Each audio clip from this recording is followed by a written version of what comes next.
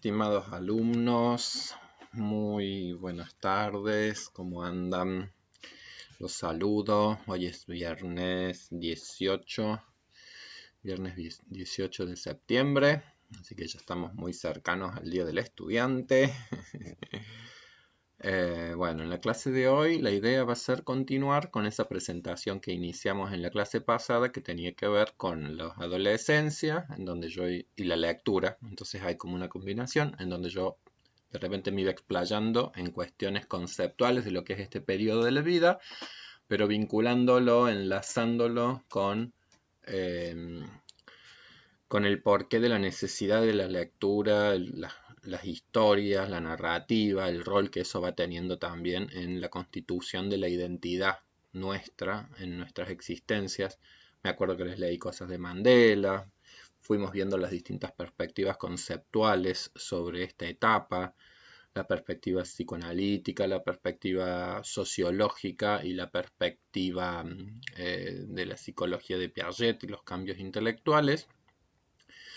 Y habíamos llegado al punto en donde empezamos a desarrollar lo que se llama la teoría de las capas de la personalidad, que esta es una idea de un autor que se llama McAdams y que piensa a la identidad, que es un concepto que ustedes tienen para leer en el texto de Juan del Val, y que también aparece en el texto de Arminda Averasturi, que es una psicoanalista argentina, es decir, la centralidad de la identidad, también lo hemos visto en Erikson. La centralidad de la tarea psíquica de la construcción de una identidad personal es como un eje nuclear de esta etapa. Y esta teoría a mí lo que me interesa es que vincula la identidad con la narrativa, es decir, con la importancia que tienen las historias y las narraciones en nuestras existencias, porque en algún punto piensa a la identidad también como algo ligado a una narración. Nosotros vamos a avanzar desde acá. También, bueno, tengo pensado ya cómo va a ser el trabajo práctico de esta parte del año. Va a tener que ver con una película. Bueno, ya les voy a contar eso. En este cuadro que yo voy a retomar, porque la semana pasada percibí que lo desarrollé como con mucha rapidez y quizás un poco superficialmente, yo me voy a detener un poquito para trabajar y explicar esas tres palabras que incluso acá están en inglés y que me interesa verlo como con más detalle, ¿sí? Voy a abrirme esta pantallita para que acá uno pueda distinguir bien. Verán que acá en esta idea que es como de capas de personalidad aparecen tres palabras en inglés que las vamos a traducir. Actor, agente y autor. Es un inglés que es casi castellano porque son bien fáciles. Pero al lado aparecen otras cuestiones un poco más complejas. Actor, entonces dice dispositional traits. ¿Qué es esto de los dispositional traits? Estos serían los rasgos de la personalidad. Actor, rasgos de personalidad. Cuando McAdams está pensando a las capas de la personalidad, verán que esta primera capa arranca desde el cero. Es decir, miren, desde que llegamos al mundo, uno podría decir, nosotros ya somos actores en este mundo. Somos actores y yo lo pienso casi como una obra de teatro, se comprende. Es decir, uno desde que llega al mundo ya tiene un rol, ya tiene un papel. Yo soy el tercero de los 5 hermanos. Yo soy el que llega justo en los momentos en que habían fallecido quienes eran mis abuelos, los padres de mis ambos padres. Yo soy el que con menos de un año estuve en Villa Gesell, entonces mis hermanos mayores conocían el mar y se supone que yo también, pero era la burla porque yo no me puedo acordar de nada con un año de vida y sin embargo esa siempre fue la historia después familiar. Entonces, ¿qué quiero decir con que uno es un actor en términos ya de una identidad narrativa? De que uno ya ha tenido una historia, uno empieza a ser parte de una historia familiar, uno empieza a ser nombrado, uno empieza a ser rotulado, uno empieza a ser soñado, uno empieza a ser hablado, uno empieza en algún punto a ser narrado también por otros. Todos aspectos que, aunque uno por supuesto que no tenga el más mínimo registro consciente de todas las vivencias de los primeros 4, a veces 5 años de la vida, por un fenómeno que se denomina de amnesia infantil, nosotros no tenemos recuerdos, puede que tengamos algún flash de alguna situación especialmente significativa que ha quedado como con cierto acceso a la conciencia, y que muchas veces también incluso está en duda de en qué medida se trata realmente de un recuerdo o como de una reconstrucción. No es importante eso en realidad tampoco, sino lo importante es entender que, bueno, hay un fenómeno que es de amnesia infantil, entonces de esos primeros años no tenemos nosotros un registro consciente. Y sin embargo, el hecho de que no tengamos un registro consciente no quiere decir que nosotros no, desde que lleguemos al mundo y en dirección a nuestra identidad, no poseyamos ya ciertos rasgos de personalidad. Cuando se habla de teoría de rasgos de personalidad, ahí habitualmente se toman unas ideas de unos autores clásicos que dicen hay como 5 grandes rasgos de personalidad, que es la idea de, por ejemplo, la extraversión o la introversión como polos opuestos, ¿no?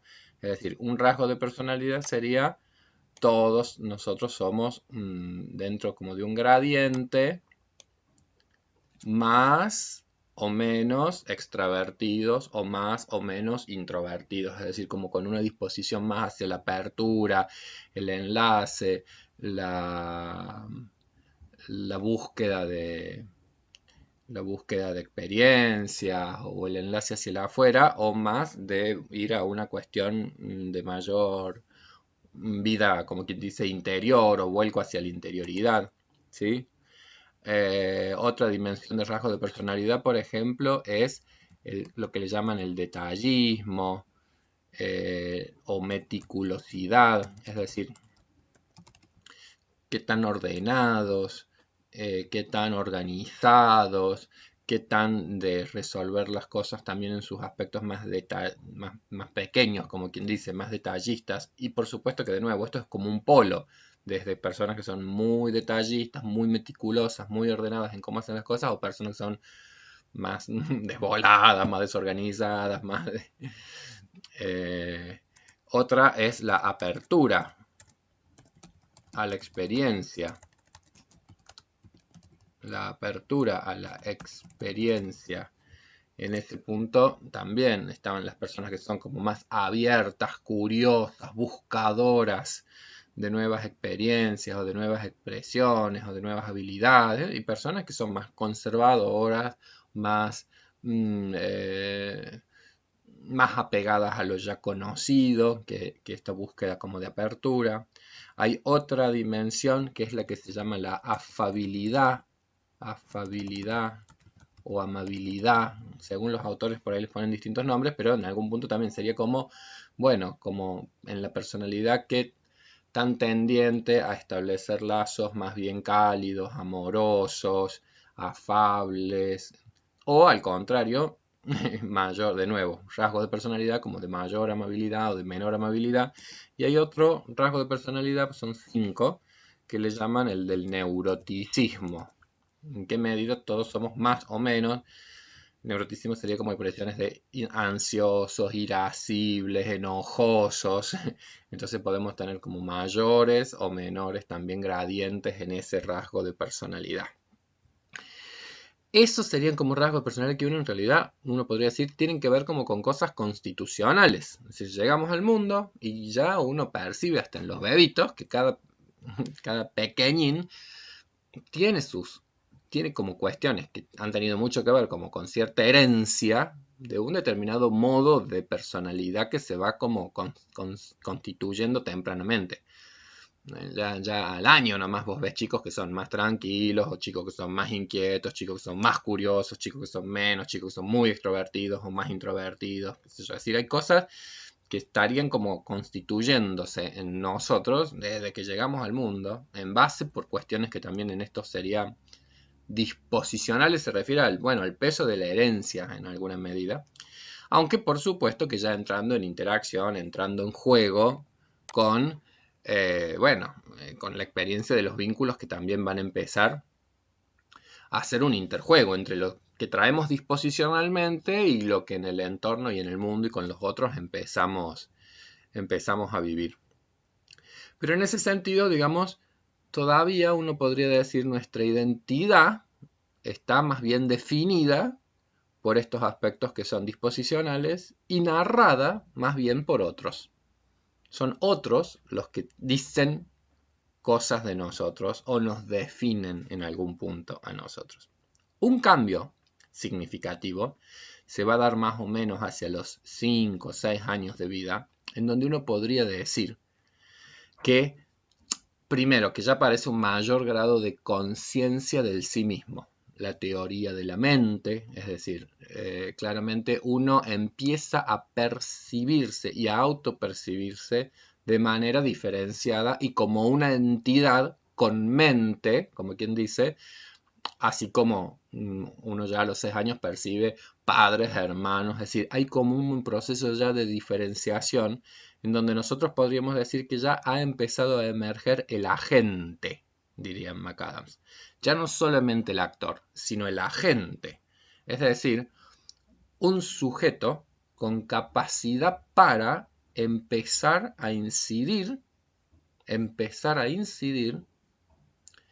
la propia historia vital, en el propio desarrollo del curso de su propia vida, un sujeto agente, el término agente tiene que ver con la agencia, es decir, con la capacidad para hacer cosas, para direccionar el propio desarrollo, para ser el causal de determinados movimientos o de determinadas acciones, como cuando en literatura o en castellano o en lengua castellana nos enseñaban lo que era el complemento agente, el que realiza la acción del verbo cuando es en voz pasiva. La casa fue apagada por los bomberos.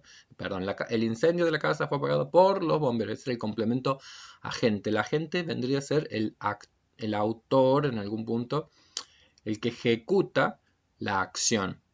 Entonces, ser agente o la agencia en términos psicológicos vendría a ser, bueno, la capacidad que uno tiene para incidir en el proceso de desarrollo. ¿Cómo incidimos? A partir de que empezamos, piensen ustedes a los 5 o 6 años, uno ya empieza a plantearse goals, dice ahí, metas. Entonces, actor dijimos, pero ahora pusimos agente con metas vitales, con metas,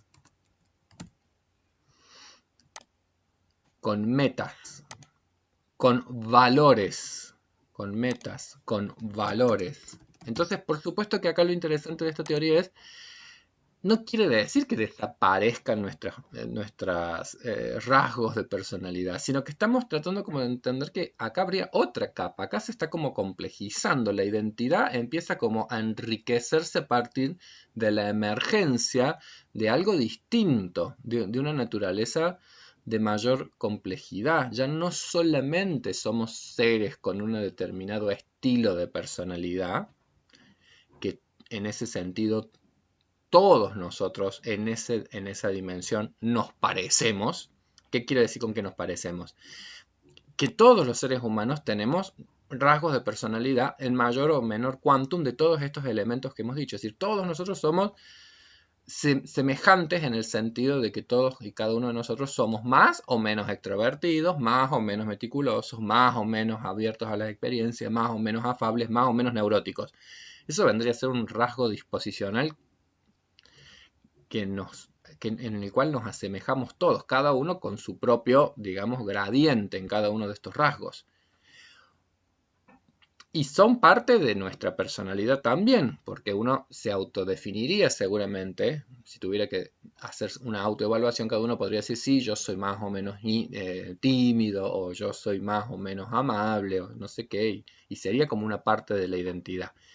Pero lo que más nos empieza después ya como a diferenciar en términos identitarios, es que yo soy lo que soy por las metas y por los valores que desde una etapa temprana de la vida, y por eso este autor dice, ya a los 5 o 6 uno empieza, y no es que vaya a terminar, empieza, y a lo largo de toda la vida uno se transforma en un agente que decide muchas cosas, que elige, que plantea objetivos. Yo cuando doy esta clase me acuerdo por ahí anécdotas infantiles mías y las voy enlazando y voy viendo cómo uno incluso cuando es chico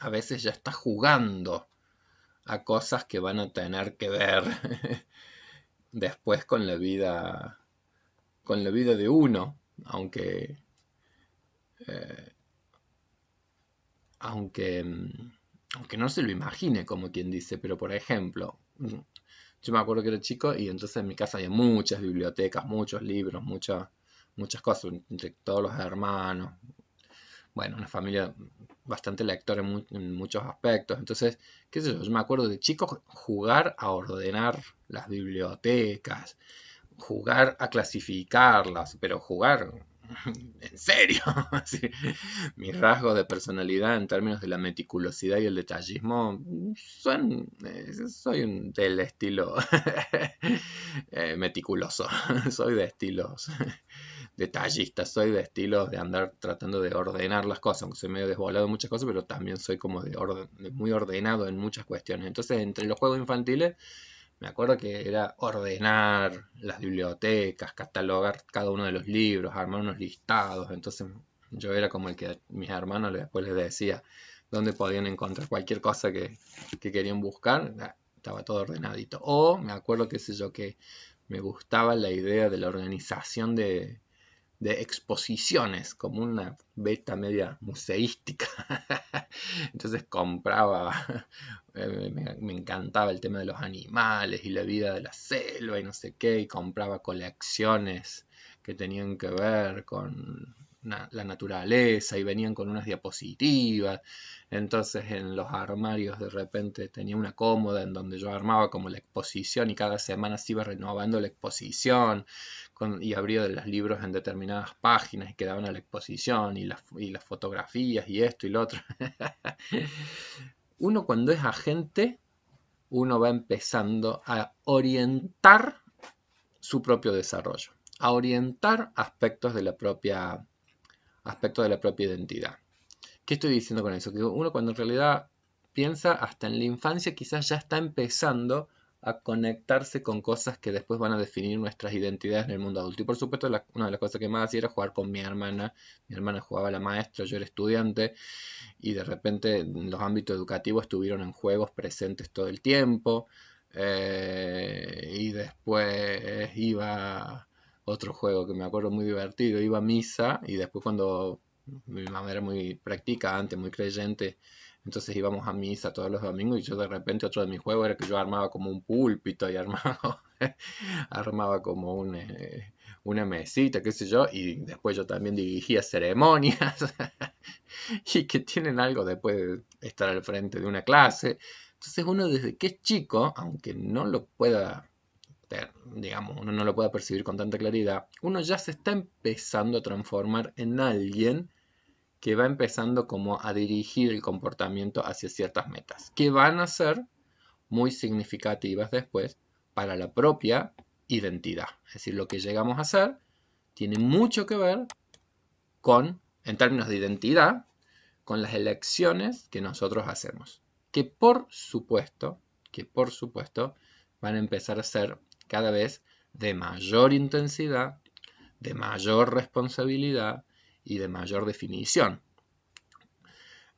Pero no es que se inauguran recién en edades más avanzadas. Esto de las metas se inaugura ya desde el momento, 5 o 6 años, desde el momento en donde nosotros somos cada vez sujetos más diferenciados y empezamos a autodefinirnos a nosotros mismos en términos de ciertos objetivos, en términos de ciertas cosas que consideramos más valiosas y que queremos perseguir o que queremos alcanzar o que queremos buscar. Y después, por supuesto, que con el correr del paso del tiempo van a ser también cada vez más decisivas nuestras agencias en el desarrollo que van a tener los acontecimientos de nuestras vidas.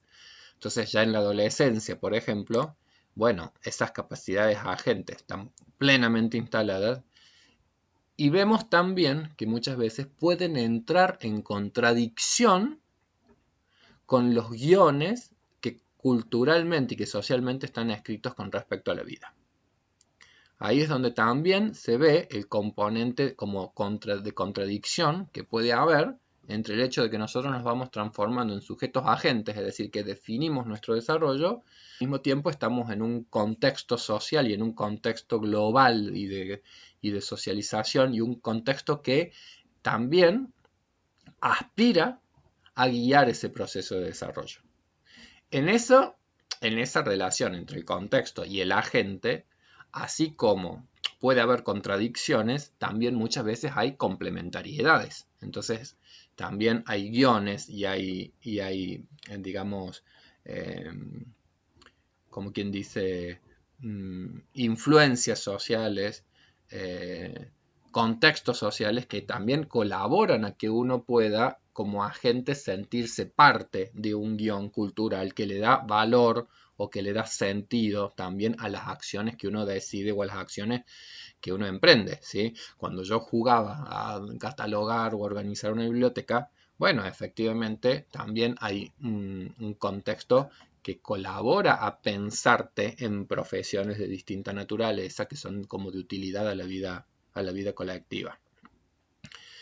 En la adolescencia, esta dimensión de agencia, como cuando vieron la película de la Sociedad de los Poetas Muertos, ahí uno percibe que efectivamente ya va a empezar a ser muy definitoria de la identidad y muy de retroalimentar esa identidad que uno empieza a anhelar y a construir.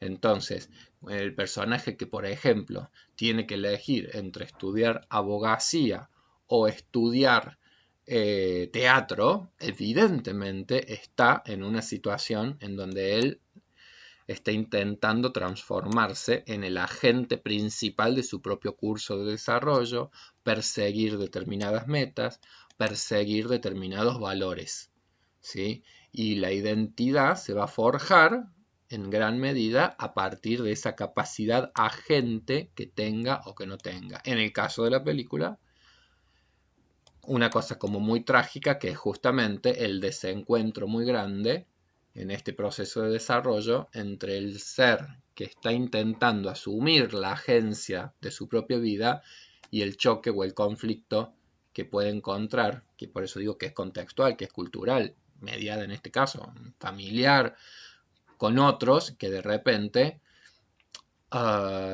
están imposibilitando la construcción de una propia identidad. Están como invitando a la hipoteca, están invitando como al cierre de esa posibilidad de construcción identitaria. Nosotros somos agentes, pero no estamos solos. Entonces puede haber complementariedades o puede haber conflictos y posibilidades mayores o menores de resolución de esos conflictos. Y finalmente acá aparece la tercera capa de la personalidad, que es la capa en donde nos encontramos la dimensión de ya no el actor, ya no el agente, sino el autor. Y ahí aparecen las historias de vida. La historia de vida. Es decir, y ahí justamente está claro que esa vendría a ser ya la capa de la personalidad que en la adolescencia empieza a construir una identidad narrativa. La autoría es justamente la idea ya, como quien dice, de que cuando uno es autor de algo, cuando uno ya es el autor, en algún punto ya está emergiendo la voz propia. Lo que está emergiendo ahora ya es la voz propia.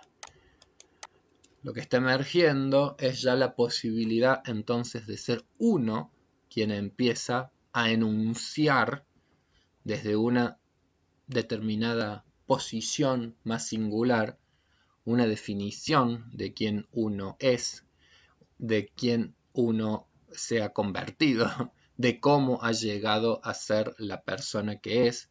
Uno puede empezar justamente a narrarse, a narrarse a uno mismo de una determinada manera.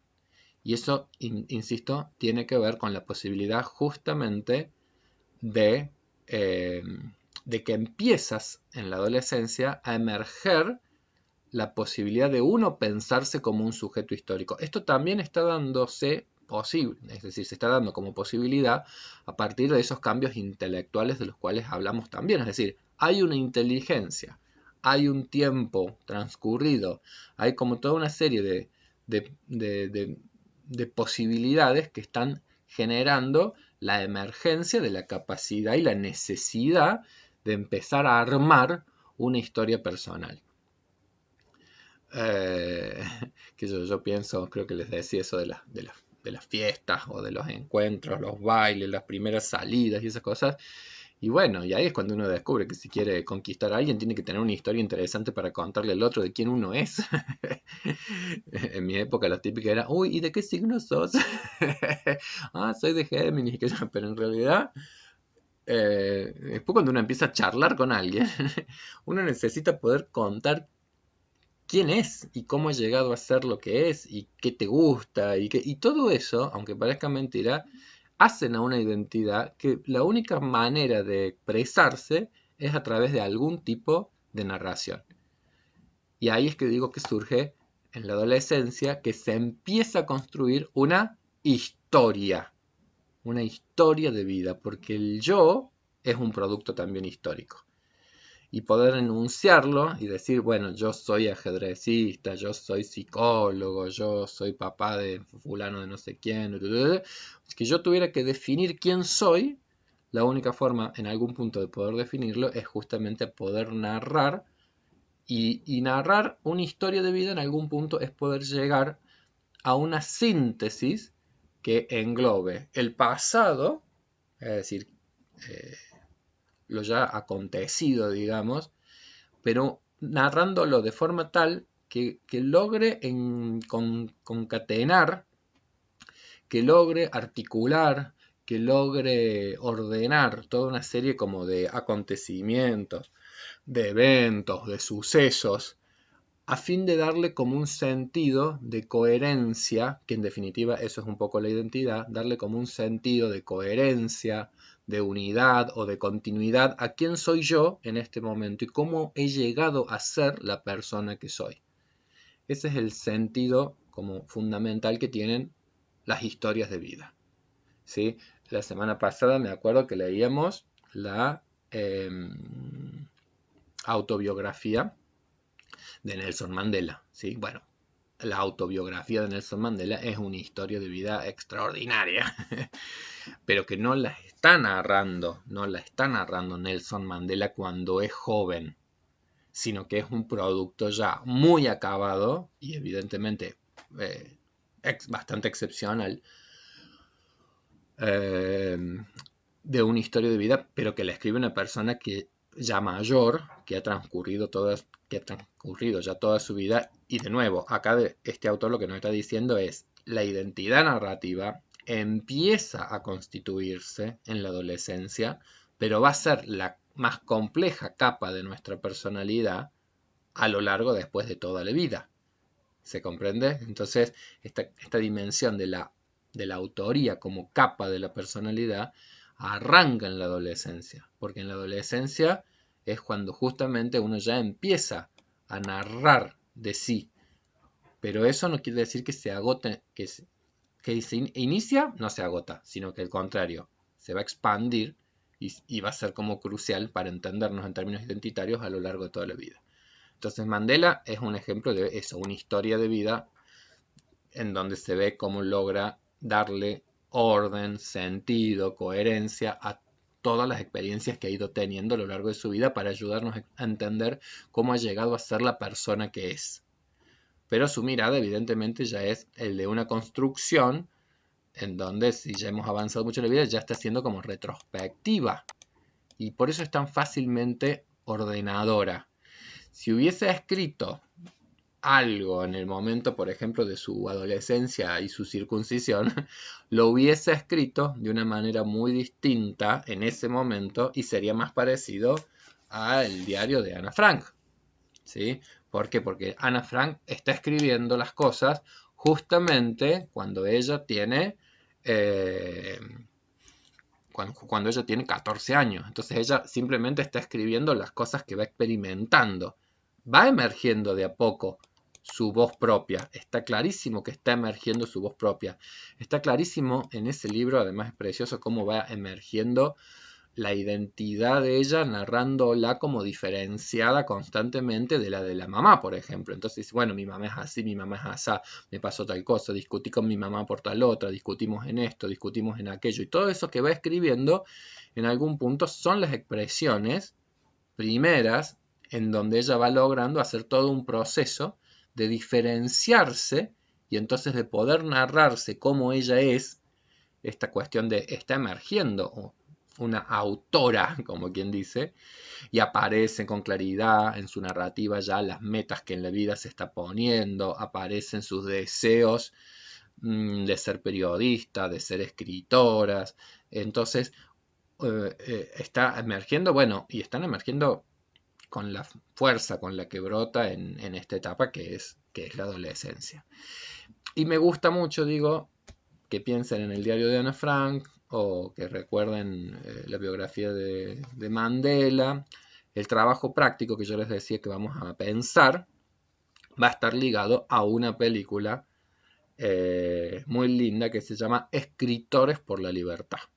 Los escritores de la libertad o los escritores por la libertad. Y que tienen que ver con una docente de literatura que va a ser de los libros, va a ser de las historias, va a ser de las narraciones, una estrategia para el trabajo con adolescentes que está basada en una historia real en Norteamérica, que tiene que ver con un contexto social muy complejo, de mucha marginación, de mucha desigualdad. Entonces esa película nos va a servir también para hacer como un trabajo integrador de todos estos temas.